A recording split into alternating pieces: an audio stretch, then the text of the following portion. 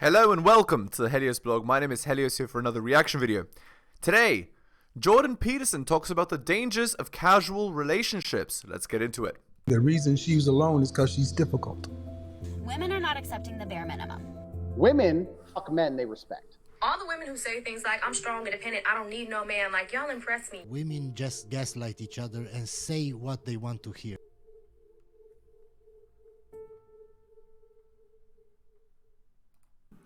Well, everyone who isn't one of those two things is a predator. That's just a bloody disaster. How do we know that this isn't okay? So this is my experience being female, and Classic solipsism. I think we've had discussions about this before because I've got a lot of masculine personality traits that just skew towards. And there are other women like me, right? Yeah, lots. But we're talking about the average female here. So I've had a hard time understanding some. We're actually talking about the feminine temperament. Feminine temperament. Yeah, that makes sense. Yeah. Even more than the average female. It's more like the typical feminine temperament. Okay. I can because men can have this. this tilt to their thinking as well. It's less common because the combination of personality traits that would produce that ethos, which is likely high neuroticism and high agreeableness, is less common in men. Okay, so do you think it's not absent? Do you think it's just those really, high agreeableness and high neuroticism? I think low intelligence helps. And I think this for a reason. As well, no. Specifically, my graduate student Christine Brophy and I studied political correctness, and political correctness, I think, is an outgrowth in part of this hyper feminine ethos. And so what Jordan is talking about is he's talking about the womanist bent to society, the matriarchy. That's what he's talking about here. I think that, well, first of all, we tried to find out if there was a set of beliefs that cohered as politically correct or woke. Yeah. Because that's the first question. Is this just something that, right-wing conservatives are hypothesizing? It's like, well, you can test that. Statistically, you can see if you have one belief, if you're more likely to have another. And then you can see which sets of beliefs are likely to associate with one another. We found clear evidence for the existence of what was obviously identifiable as a politically correct set of beliefs. And what we did was take a very broad set of beliefs and ask people about that, and then use statistics to group those beliefs. We found a group that I believe anyone in our current culture would regard as politically correct. Then we looked at what predicted it. Well, being female predicted it, over and above agreeableness. And indeed, because the PC culture is an extension of the matriarchy, of course. So, of course, being female predicts it. The only guys that really believe this wokeism narrative stuff are the guys that are trying to get laid. They believe that by associating with women, by associating with the feminine, they can get laid, which is obviously stupid because women are only attracted to men. Well, not always, but mostly. Okay, shitting time. Hit the like, hit the subscribe, drop me a donation like Hunter M, Adrian and Tom M. Just click more in the video description. Go to my Patreon and subscribe, patreon.com/theheliosblog, and buy my books at bit.ly/heliosbooks. Shitting is done. Let's continue. Neuroticism, which was very interesting because we found very few phenomena in our studies where you couldn't eradicate the sex difference by controlling for personality. That's weird. Yeah, so agreeableness, being female, but the biggest predictor was low verbal IQ.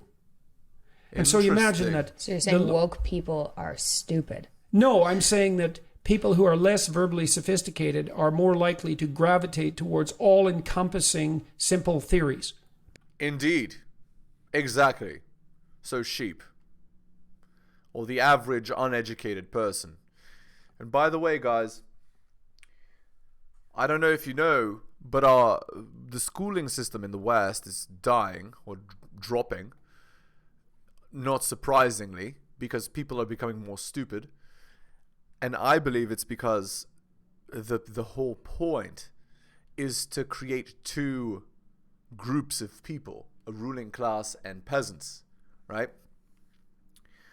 And I mean, just look at the United States if you need proof.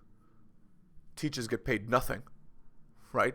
They get paid like a little bit more than minimum wage. So nobody smart becomes a teacher. So then the average student gets taught by idiots and becomes stupid.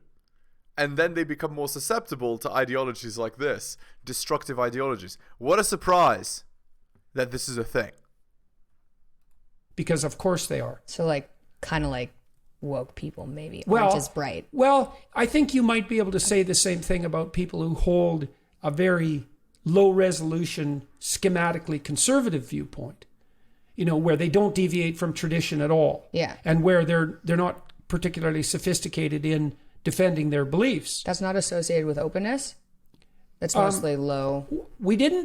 That's a complicated question because openness is associated with verbal IQ. So if you have a low verbal IQ, you're likely to be lower in openness. But it was complicated because generally speaking, openness predicts liberal viewpoint. But political correctness is not exactly merely an extension of liberal belief. But the correlation between politically correct belief and verbal IQ was negative 0.45, which is a walloping correlation. It was one of the biggest correlations we ever saw in any study. It's higher than the correlation between IQ and grades. So basically, smart people aren't woke. Interesting. So then, if a clearly smart person is showing woke beliefs, then they're doing it for some gain. That can be inferred from this. Which is really something because those measures are kind of the same thing. Crazy. Yeah. So wow.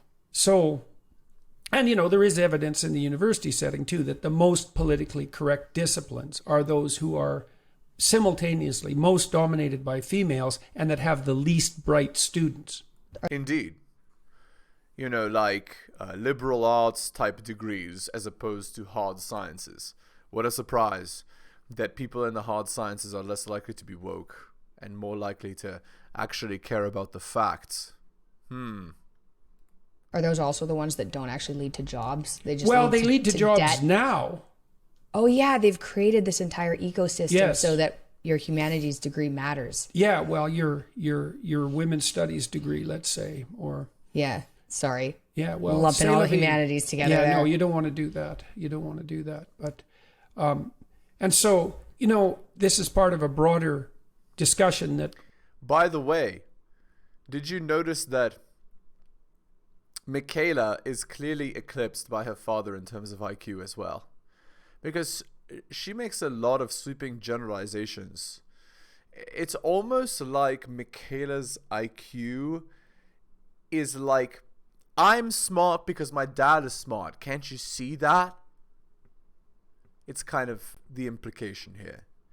She's not really proving it in this interview that she's that smart. It's more like her dad is smart and she's trying to sound smart while making lots of errors, which her dad is kind of annoyingly swatting, you know, or sorry, annoyedly swatting. We can't have in our culture, which is what's the evidence that the feminine ethos scales to regulate families or broader communities? Because Indeed. we've introduced women into the broad political discussion and we've introduced women to every level of social organization. And by the way, we know that the male ethos does work to regulate society and families. We know that it works because it has literally worked for thousands of years of human history. Thousands of years it has worked. In every single culture before 2023, every culture, and this is without fail, all cultures that have had huge empires and kingdoms, all were dominated by the male ethos. And that is actually not an exaggeration. A lot of people will cite the Aboriginals of North America as exceptions to this, saying that they were matriarchies. But actually, that those societies were destroyed by male ethos dominated cultures should show you which one is the successful, naturally selected ethos that works to lead societies. I'm not saying there aren't bad actions that those societies have done. But what I'm saying is it does create more stable, more successful societies. And again, if you look into the history of any such society, there is always a mess of things going on. But that isn't because the male ethos doesn't work. It's because life is complicated. And the more people you put into it, the more complications arise. And it's impossible for everyone to be happy. But it is possible to create relatively stable, successful societies with the male ethos. It's not so clear that the female ethos works equally well based on what we're seeing in 2022 and beyond, 2023 and so on. But we have no evidence that women can produce those sorts of organizations. Indeed. Now, maybe they can, and maybe it's also a great positive that they are. And I think there's lots of evidence for that. I mean, so, for example, it's clearly the case that countries where women are more educated and where women are granted more rights seem to do far better economically. Now, whether that's because the women are free, which might be the reason, or because the cultures that tend to be more open to female participation are also more open to innovative ideas of all sorts, right? Because it's very difficult to distinguish between. Right, and there's more. It might be that not only are they open to that, but they're also open to other people from other cultures coming in and contributing, right? So lots of societies, historically, what has happened is if they have been too stark, too specific about what they needed, and what I mean is we need our people to be exactly this religion, exactly this race, exactly whatever, and they kick out anybody that isn't that, they experience significant brain drain. So what I'm saying is societies that are more open to bringing in people from everywhere are more likely to have all those people working together and creating something a little bit better. So keep that in mind as well, guys. Between those two, we don't know. But we also know that if you educate women, their children are more motivated to pursue higher levels of education, which doesn't seem to be the case. So if you try to predict how far a child will go in terms of their education, you can use mother IQ, father IQ, child IQ, and then you can use mother education and father education. And the IQ measures are relevant, and mother's education is relevant, but father's education isn't. Very interesting. So, and it isn't obvious why that is. Maybe women are pushier on behalf of their children, right? So We like, don't oh, well, know. I got an education, you need an education Yeah, well, more than the dad. It may be that women who are educated are better at acting out the implicit valuation of education like at very early ages. Maybe they read more to their children. We don't know. But what I'm saying is that I'm not making a blanket case that the introduction of women into more sophisticated forms of larger scale forms of social organization was like a non-starter. And hopefully it isn't, because half the brain power in the world is in the hands of women. We don't want to just leave that lying on the table. That would be a mistake for everyone.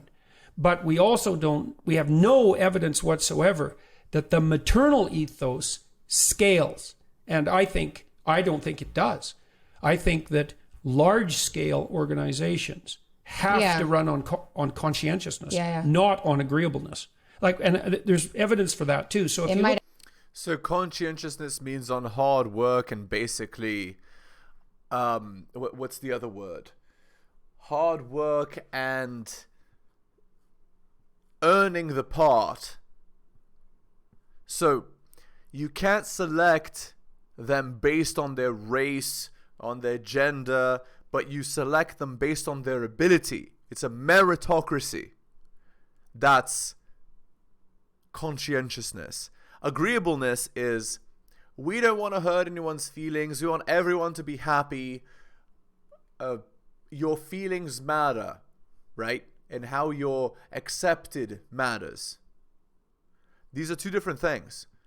One thing is male oriented and one thing is female oriented. Meritocracy works very, very well in society.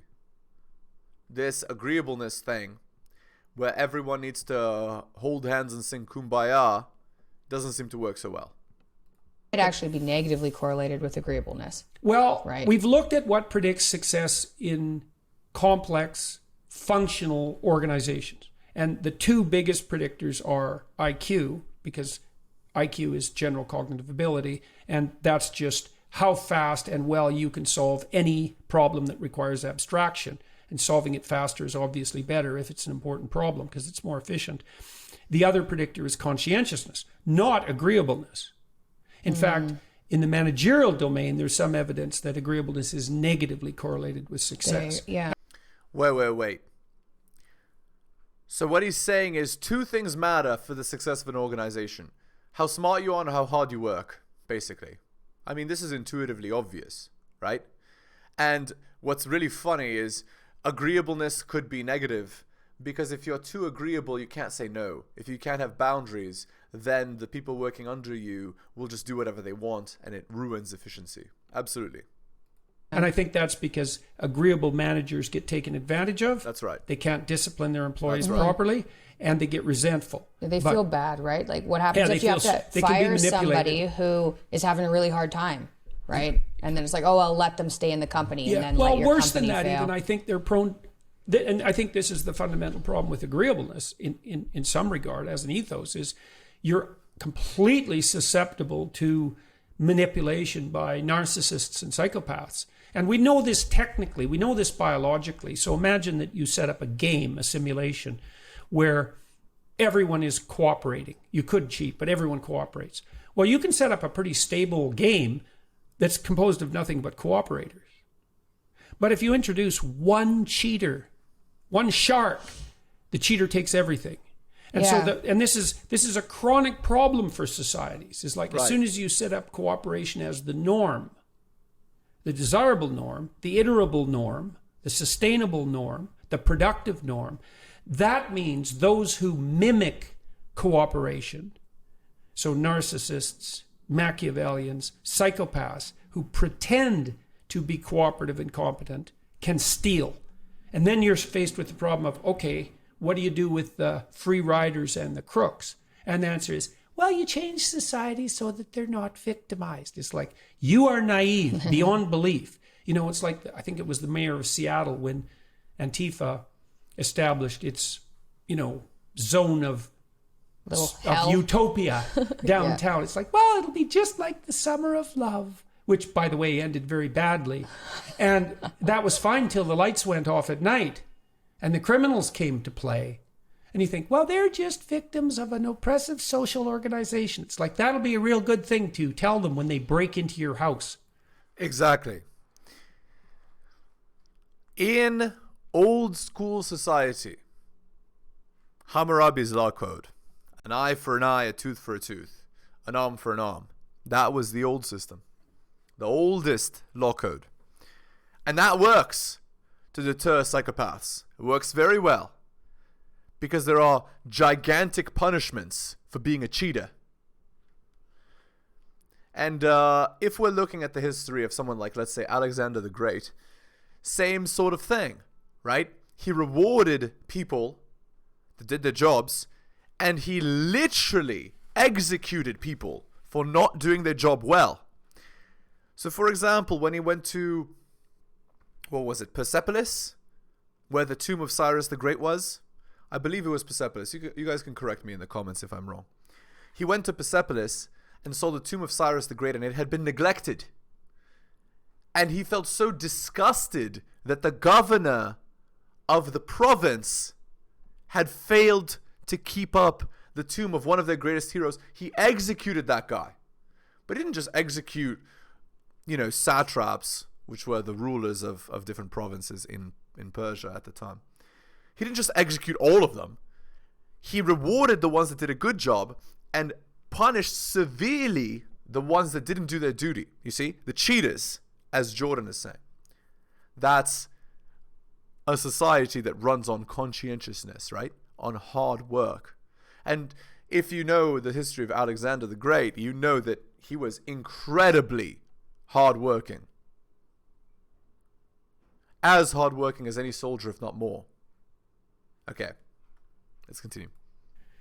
And so that sort of naivety which is an outgrowth of a kind of immature agreeableness, is seriously not helpful when it comes to solving complex social problems. Well, and one of I suppose, is the regulation of the relationship between men and women, because women actually don't like agreeable men that much. No, they don't. Now, it's tough for women, because if you have a disagreeable man, he's blunt, he's not very compassionate, he's not very polite, he's competitive. And that can degenerate into a kind of selfish meanness. And so the best personality predictor of criminal behavior is low agreeableness. Indeed. So and low conscientiousness. Well, if you add those two together, you get something approximating psychopathy. So that's someone, he doesn't care about you at all. Plus, he follows zero rules. So like, stay away from that guy. And it isn't just that he's misunderstood. Right. He's a guy to stay away from. Exactly. And you could add extroversion to that, then you'd get a narcissistic psychopath. And then maybe you could add emotional stability to that, and then you'd get a fearless, narcissistic, self-centered psychopath. And then you have... That would be like an Escobar, right? That's a movie psychopath, right? Yeah. But if you up the conscientiousness, then you get a CEO. Well, right? Or a surgeon. That's the... Okay, so what a woman needs is someone who's disagreeable enough to keep the psychopaths away and the criminals, but agreeable enough to share and be reasonable. And that's that's a knife edge, right? It's an extremely rare man. That's, again, every romance novel, right, is the girl taking one of these guys and changing him so that he's exactly what she needs. There's a reason for that, because it gets at a deep instinctual need that women have, which is exactly what Jordan is describing. Do they have to be agreeable enough, though, or could they just be conscientious? Well, is it like, okay, this is fair. Like, I can't think that's a starve matter you, of degree. or our relationship will devolve. No, type you of want thing. I've seen disagreeable, conscientious men try to have relationships with agreeable women. Yeah. And it's very difficult for them to bridge the gap, because okay. the guy is so masculine and the woman is so feminine that they don't really exist in the same worlds. And so you want a man who, it's tough. It also depends to some degree on the dangerousness of the environment, right? So the more dangerous the environment, maybe the more disagreeable a man you need. So right. In a world that was extremely unsafe, where you could be killed by a predator at any moment, disagreeable men are the ones that are selected. And even a psychopath, right? Because a psychopath will kill such a predator with no fear, right? And keep you safe. And this is why women find disagreeable men so attractive. Because for thousands and thousands and thousands of years, we didn't have society. And even when we did have society at the beginning, it was quite unsafe, the world, I mean, and quite unpredictable. And those men have been selected for and selected for and selected for years and years and years, right? And for so many years, we had literally war every single year or every 5 years. So you needed a fighting man, and so on. So it's no surprise to anyone that the loser men that smile at everyone in a week are not attractive. Because they're not those kinds of men that women have been selecting for thousands of years. So it's a really thin needle for women to thread. And that's basically the Beauty and the Beast mythology, right? Because the woman, Beauty, in that story, wants a beast. Well, why? To keep the real beasts at bay. And who are the real beasts? Gaston. Well, and what is he? He's a narcissist, right? He's a narcissistic, he borders on psychopathy. Very dangerous. Yeah. Very dangerous. Arrogant, egotistical, self-centered. And he's a parody of masculinity in some sense. And so Beauty wants the beast because he's a beast and he can keep Gaston at bay. But he's tameable.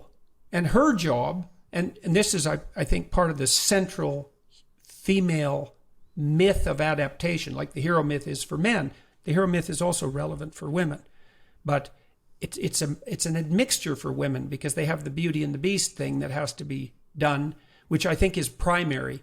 But the hero myth, which is go confront that which frightens you and stands in your way and thereby prevail. That's sort of like Mary with her foot on the serpent, right? That's very much like St. George and the Dragon. So there's that element of predator defense that's definitely part of women's makeup, and the desire to explore and intellectually and the desire and the ethos of courage and voluntary exposure.